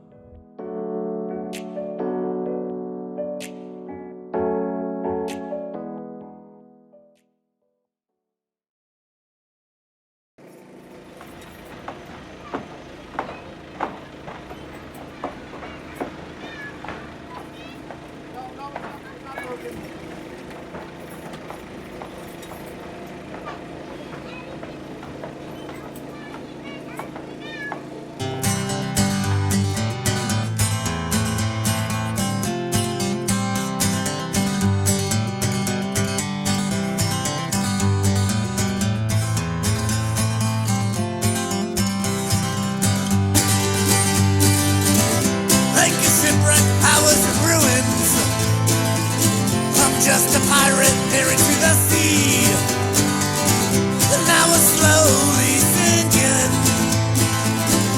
in the ocean's murky deep. I was lawless, implicit, and awful, always rude, never technical. A spoiler with a black heart, a sailor searching for a soul. I don't care if we sink, let this ship go down tonight, 'cause I know I'll be alright. I don't care if we sink, let this ship go down tonight, 'cause I know I'll be alright.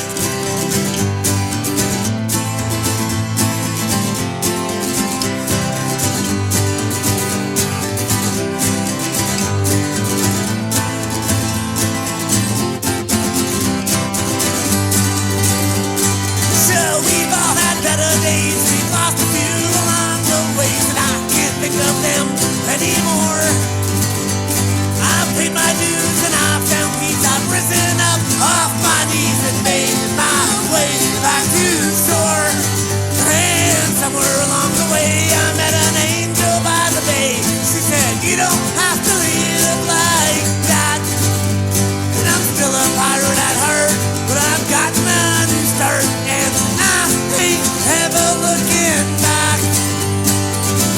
And I don't care if we sink, let this ship go down tonight, 'cause I know I'll be alright. And I don't care if we sink, let this ship go down tonight, 'cause I know I'll be alright.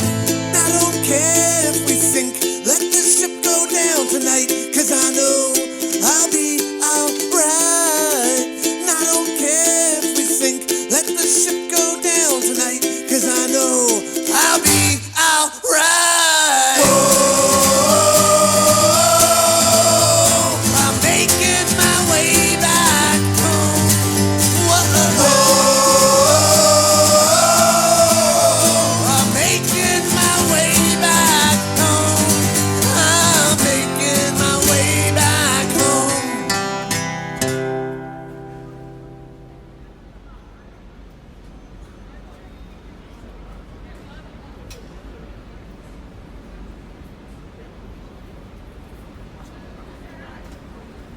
Bam. At the end of the day, I don't believe that the government's ever going to give us what we want or need. I don't think that they're never going to 100% have our backs. I think it is completely vital that we have a decriminalized model, and I won't ever stop fighting for that. But my faith will never be in the hands of the government. My faith will be in the hands of my community and the people that are living the life. And we're the ones that will make that our safety, like we have been resilient as fuck, trying to make safety within our own community under a system of government that doesn't want to see us recognized, see sex workers recognized as workers. Maybe you could connect with Swap Hamilton. I don't know if you have yet. That's a sex worker action project here. And right now I'm doing a collaboration with them. And as much as, you know, I have my own practice, which is my business, me getting money, trying to, like, you know, break generational poverty and stuff like that. I also, it's really hard for me because I can't connect with the folks that I love working with. I love working with people that come from the same shit I come from, that come from struggle, that are in it, that, you know, just need someone to support them on the day-to-day. And I lived in a community that there isn't any resources like there was when I was living in Toronto. And so I tried to figure out a way to have that bring in. So right now I have a pilot project that I'm working alongside Swap Hamilton. So my therapeutic services right now until August are free for street-based sex workers in the city of Hamilton.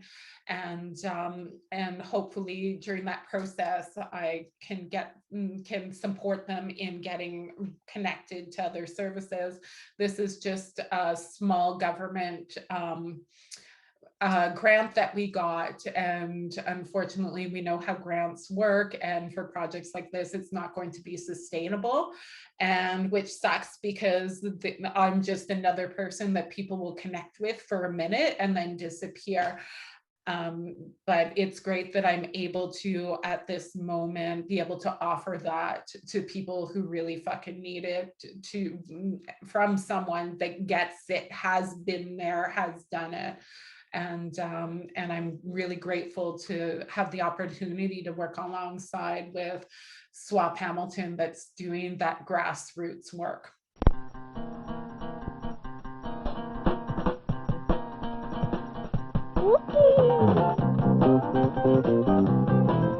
Sweet candy, cookies and jam.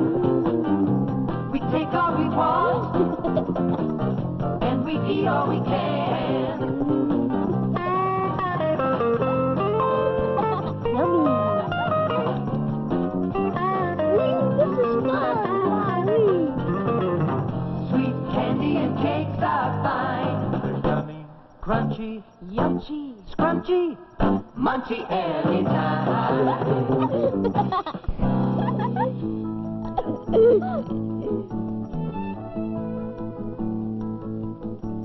My name's Jack Sweet. I give you a treat. I give you candy by the pound. Cookies and pop. I just never stop. I'm candy dandy to have around. This sure is munchy. Huh, Snack-Tooth? Yeah, it's good. I guess. This Jack Sweet's a good guy. Huh, Snack-Tooth? Yeah, Hold I it! guess Stop, so. stop! Hold it! Wait a minute!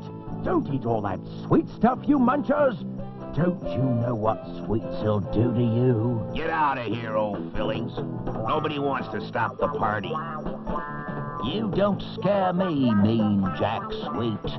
You're a two-faced liar. You know what too many sweets will do to these teeth.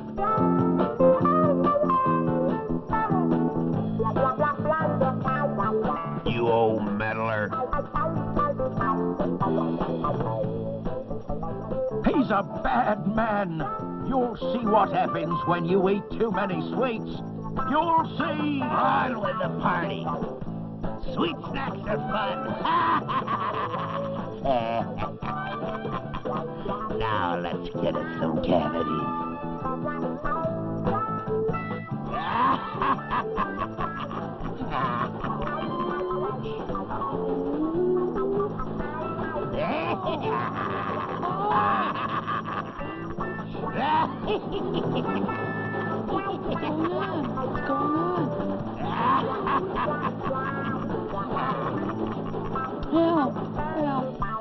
My name's Jack Sweet. I give you a treat. I give you candy by the pound. Cookies and pop. I just never stop. I'm Candy Dandy to have around. Wow, that was a bad one. That just plain hurts. Something is wrong with all of this. We eat a lot of sweets and bam, we get hit. I'm gonna find out why. Hey, Mr. Fillings. Well, you got banged up, eh, Snack 2? Yeah, but why do we get hurt when we snack on sweet stuff all the time? What's wrong with it? Mean Jack Sweet. That's what's wrong. He caused all me cavities before I got smart. How do you do that? By handing out sweet stuff all the time. You see, you've got bacteria in your mouth. Germs. Everybody's got him. And they make a clear, sticky stuff called plaque that sticks to your teeth. The germs in your mouth get stuck in it. When you eat anything sweet, the sugar sticks in the plaque. Then the germs and sugar combine to form acid. Acid? You mean the stuff that makes holes in things? Right, and this acid makes holes in teeth, cavities. Every time you munch on sweets, the acid attacks for 20 or 30 minutes. Wow. And some things have hidden sugar. You don't know it's there, but it is, making cavities just like mine. But if we don't eat sweets, what do we eat? The same foods that keep bodies healthy keep teeth healthy. Foods that make up a balanced diet. A balanced diet? What's that? Start off with the right foods, then eat the right amounts of them every day. What are the right foods? Well, you have 4 basic food groups, like fruits and vegetables, all kinds of good things in this group. You've got to have 4 servings of them every day. Fruits and vegetables, 4 servings every day. Wow, they're munchy for snacks, too. And here's breads and cereals. 4 servings of them, too. Breads and cereals, 4 servings every day. Here's the milk group. Milk and all kinds of cheese. Yeah. 3 servings every day for them. Milk and dairy foods, 3 servings every day. The meat group. Meat, fish, chicken, and eggs. At least 2 servings every day. Meat and fish and eggs, 2 servings every day. So that's a balanced diet. Fruits and vegetables, breads and cereals, the milk group and the meat group. 4, 4, 3, 2.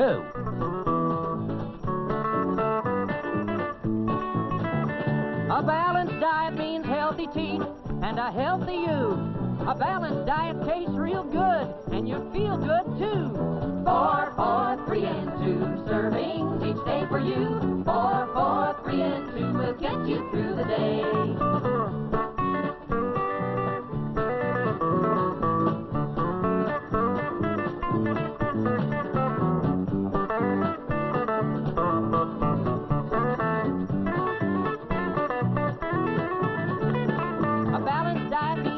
Food groups, all in line. A balanced diet for meals and snacks and just plain any time. 4, 4,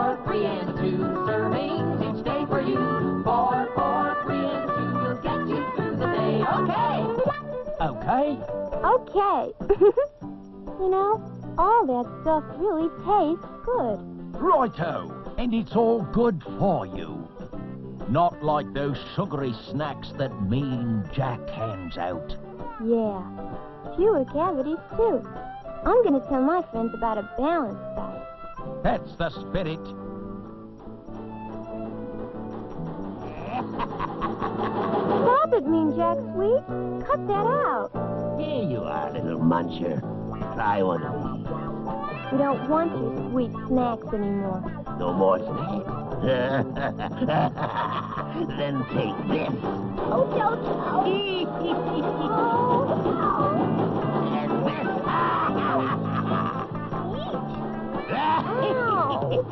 Help, Mr. Fillings, help. Help, help.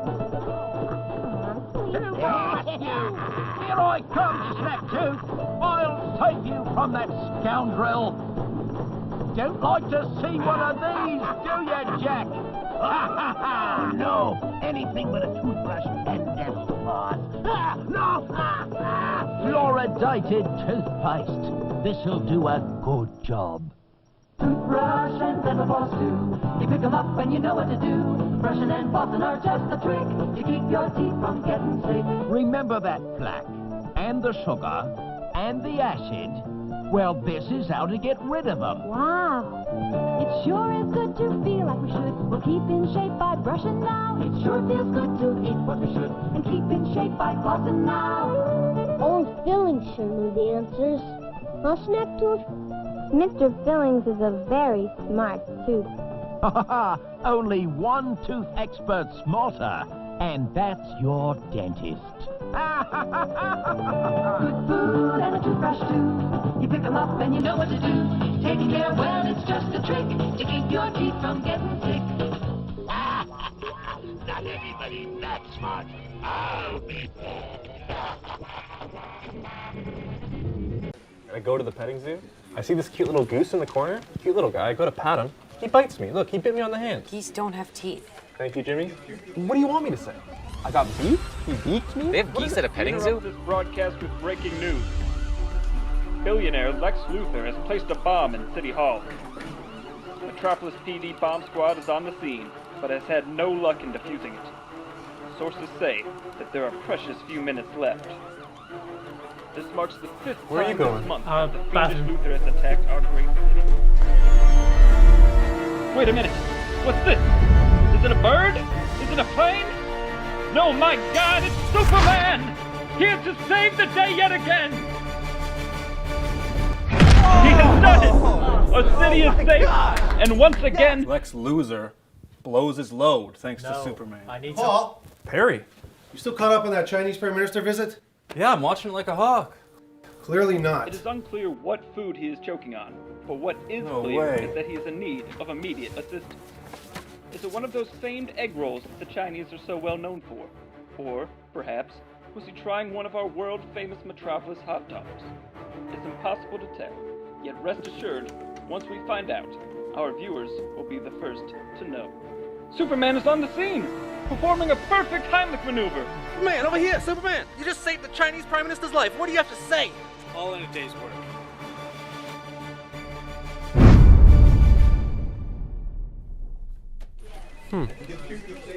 My big thing right now is coconut oil. What is your obsession with coconut oil? Yeah, Oh, thanks. not weird. Use it in my hair and my food. Hey, you guys see this? Flight number 769 has had an engine failure and is headed for a crash into downtown Metropolis. And, no, Superman saved the day again. You guys ever notice, whenever Clark disappears, Superman shows up right away? What are you getting at? I'm not sure. But I'm gonna find out. The historic Kaplan Hotel has become engulfed in flames, with hundreds of civilians trapped inside. Where, oh, where is Superman? We need him now more than ever.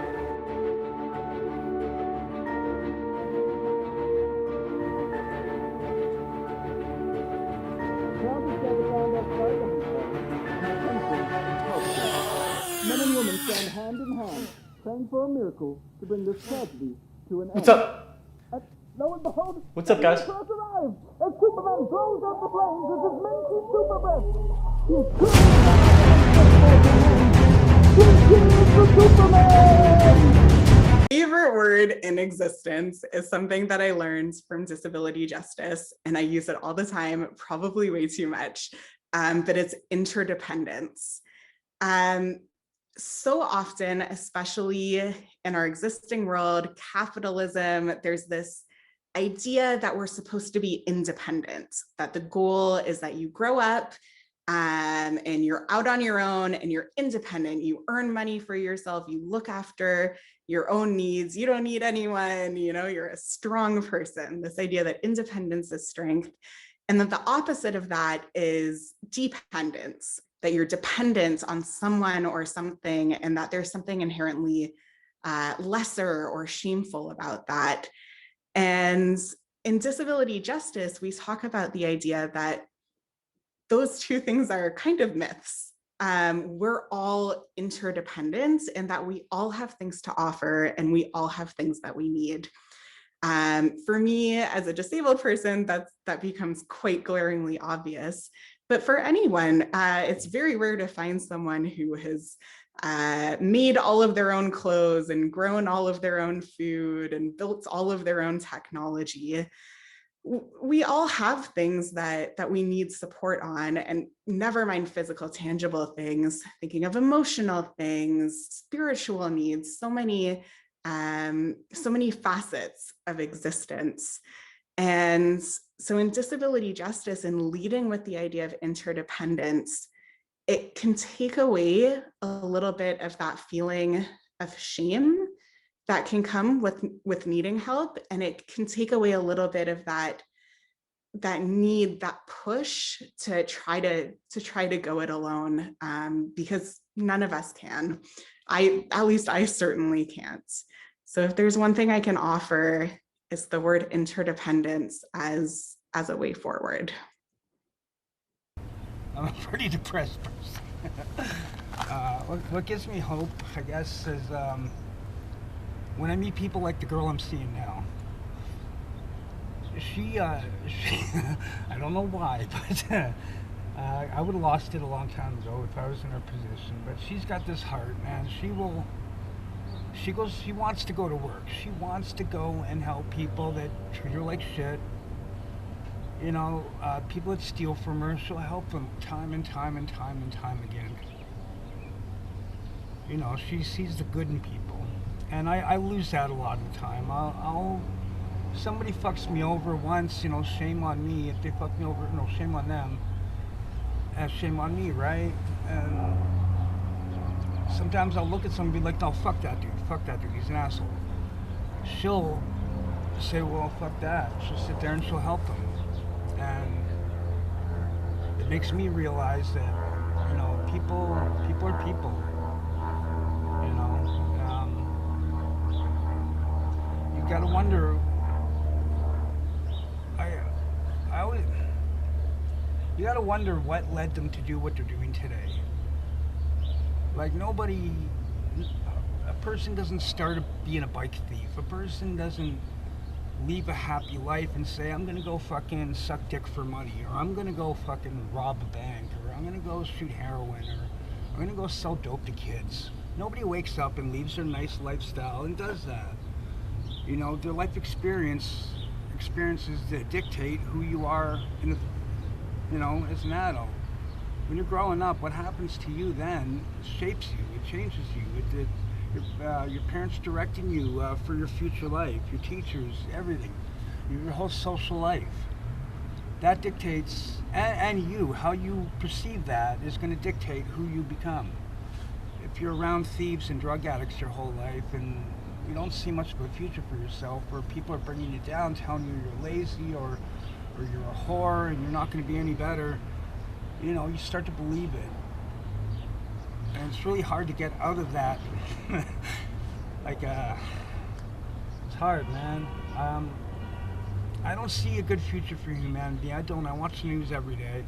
And then I look at the corner that I live at every day. I see the same people every single day overdosing, dropping, dying.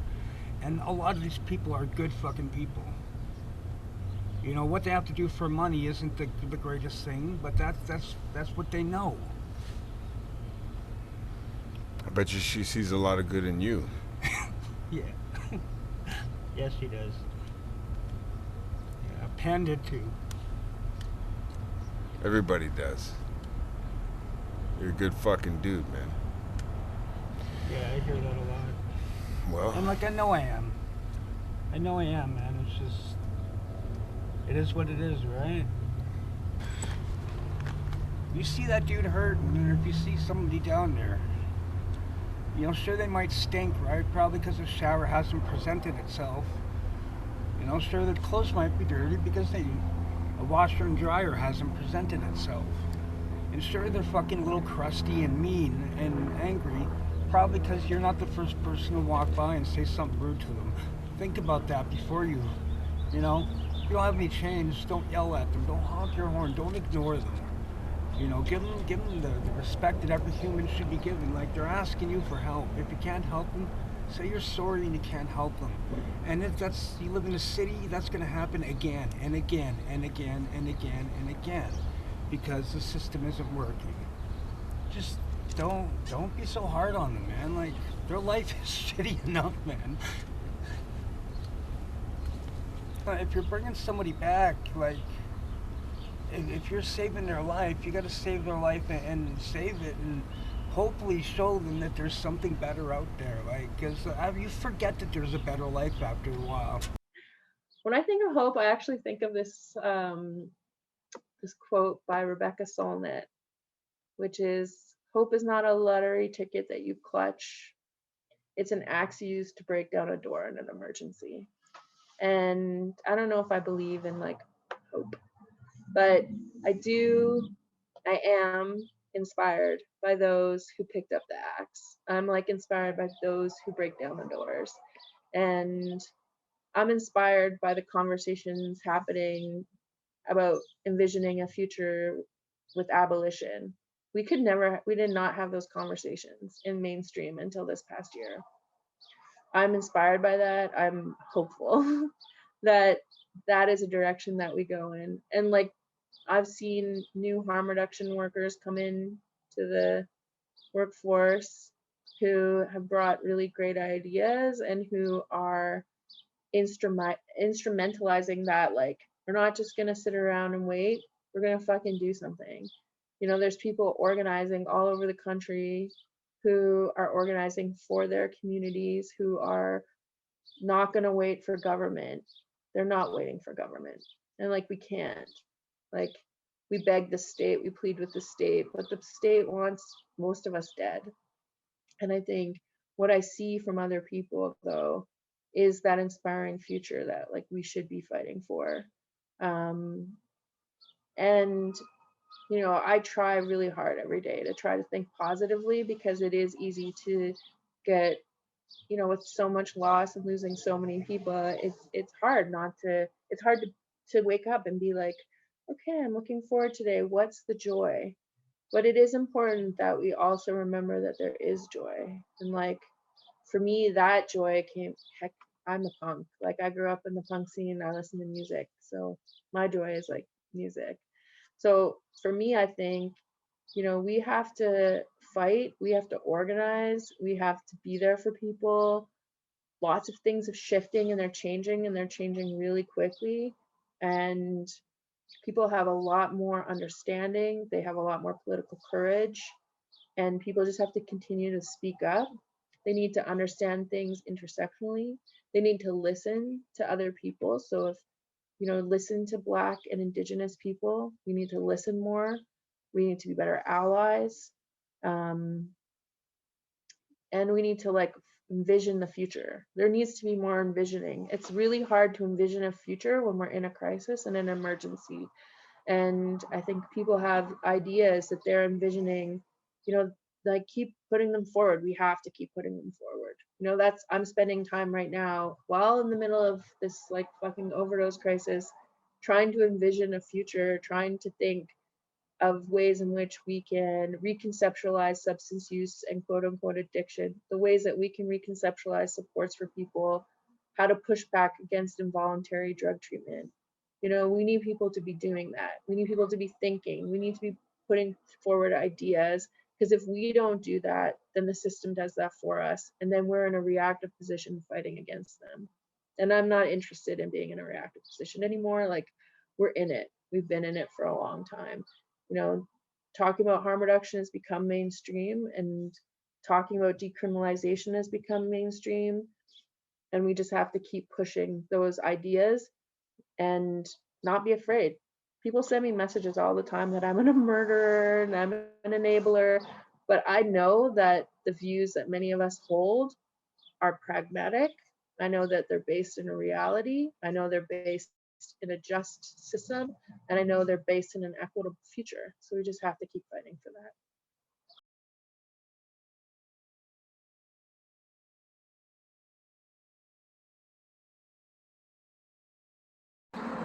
Hey pals, this is Ewan from EACH and Every. I'm out here on an outreach shift with Marie and Kira from Aware. Hi! Who's Aware? Aware is the Alberta addicts who educate and advocate responsibly. We are a provincial harm reduction focused organization. Nice. So one of the big things that we're doing out here is handing out supplies and snacks and all kinds of things people need to get on with their lives down here. And one thing that businesses can do to destigmatize these people that are just out here trying to live their lives. Kira, what do you think? So the primary thing would be to use person-first language. So instead of saying addict or junkie or drug user, you can say a person who uses drugs. Woo! Another, I think, really good one is we're trying to abolish the term homeless. People who live on the streets just are without an actual house, so they're houseless. People who live in Calgary on the streets have a home, their home is Calgary. So houseless instead of homeless. These are all the things that people can expect to see out of the backpack when we stop and chat with them. And, you know, every now and then somebody will ask a question like, are you enabling our use, you know, with this sort of thing? And what do you say to that, Marie and Kira? We actually just got asked that for the first time. But I think my response is no, we're not enabling you. We're helping you do things, or we're supporting you to be safer and reduce harm. Cool. Yeah. So it's all about making sure people can use safely and stay alive. Yeah. You know, because sobriety is not everyone's end game, for sure. It's not the only way to live a safer and happier life. So if we can mitigate harm and help people stay safe and help folks not contract incurable diseases and such, I mean, I think that's like a pretty solid goal.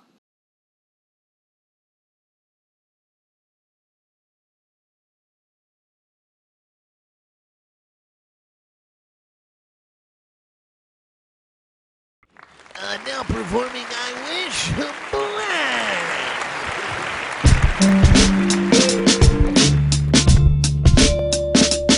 Black Hobo Banditos, Hobo TV, and all of that.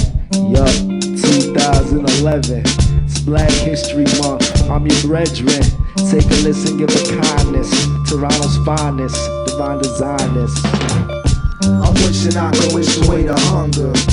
I'm wishing I could wish away the pain. I'm wishing like a Christian about to slumber, but when I wake the situation still remains. I'm wishing I could wish away the hunger. I'm wishing I could wish away the pain. I'm wishing like a Christian about to slumber, but when I wake the situation still remains. I wish that I may, I wish that I might wish for a day away when all the wishes I write were wished in the sight, sound and feeling, wished into being, and I was wished to a state, revealing a deeper meaning, superseding fleeting gestures, the pressures of life and grieving, while relieving stress receptors and measures, define reasoning. Treasures you find appealing will hold no value. My best wishes to all those who don't know how to. Don't go wild too soon, I ain't begun to begin. When I'm finished, your wish is written, didn't come to an end. I encompass women who lack color, desire, and wish to be black, brother. I got them on polite in my history. I'm lyrically, physically, and spiritually dominant. If I wished without acting, I couldn't have accomplished it. Nah, I'm wishing I could wish away the hunger. I'm wishing I could wish away the pain. I'm wishing like a Christian about to slumber, but when I wake the situation still remains. I'm wishing I could wish away the hunger. I'm wishing I could wish away the pain. I'm wishing like a Christian about to slumber, but when I wake the situation still remains. Wish I had a dream like Martin Luther King, a higher expectations of what the future brings. But if this music thing is any indication of our past and present state, then our fate must be tribulation and trials like litigation, deliberation and sentencing. I wish systemic injustice wasn't so menacing. If anything, I'd wish for a bit more everything, cause I ain't been anything but piss poor. I wish for world peace instead, or an end of poverty to see all my people fed. Colored people bled, sweat and shed too many tears, too many years of confrontation, facing plenty fears. In many years, my final wish for this list, to live in eternal bliss where wishes didn't exist, you know. I'm wishing I could wish away the hunger, I'm wishing I could wish away the pain. I'm wishing like a Christian about to slumber, but when I wake the situation still remains. I'm wishing I could wish away the hunger, I'm wishing I could wish away the pain. I'm wishing like a Christian about to slumber, but when I wake the situation still remains. The hunger, wishing I could wish away the pain. Yo, I'm wishing like a Christian about to slumber, but when I wake the situation still remains. I'm wishing I could wish away the hunger, I'm wishing I could wish away the pain. I'm wishing like a Christian about to slumber, but when I wake the situation still remains. Yo, I keep wishing, keep on just listening. Homo Banditos, Hobo TV, Black History Month 2011. Hotter than the motherfucker in here, I'm out, you know what it is. Just keep wishing, yo, just keep wishing. Keep on listening. Amazing Race, you know what I'm saying? 2011. Keep a lookout. Keep the shook out there. Don't worry, I'm a nightmare.